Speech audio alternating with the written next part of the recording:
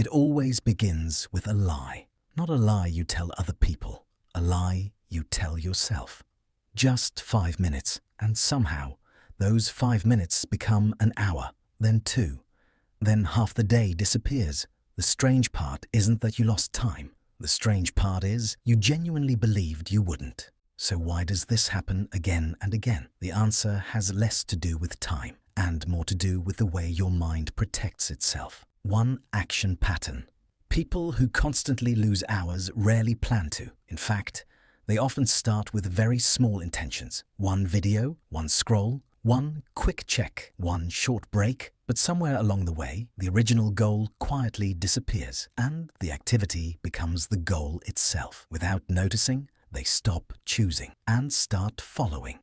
2. Cognitive pattern. Most people think they lose time because they are distracted, but distraction isn't the real reason. The real reason is absorption. When something gives constant stimulation, your brain stops measuring time accurately. Minutes no longer feel like minutes. Each decision feels tiny. One more video, one more post, one more level. Nothing feels significant enough to stop until suddenly you realize dozens of small decisions became one giant consequence. 3. Emotional regulation. But here's where it gets deeper. The activity isn't only entertaining, it's emotionally useful. For a little while, it removes pressure, uncertainty, stress, loneliness, self-doubt. You aren't just scrolling. You're escaping something uncomfortable. And when stopping means facing those feelings again, your brain naturally asks for one more minute, then another, then another.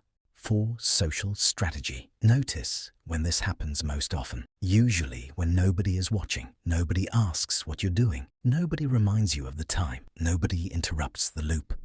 It's just you and an endless stream of stimulation designed to keep going. The less awareness around you, the easier it becomes to disappear inside the experience. 5. Identity model. But the deepest reason is rarely discussed. People who constantly say, just 5 minutes, often believe they are making a time decision. They're not. They're making an emotional decision. Because deep down, they aren't trying to spend 5 minutes. They're trying to postpone a feeling, a task, a responsibility, a fear. Something they don't want to face right now.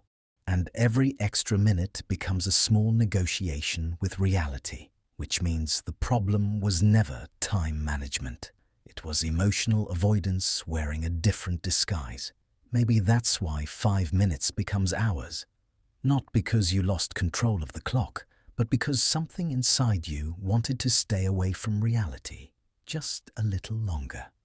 And sometimes the hours we lose are actually showing us what we're trying hardest not to feel.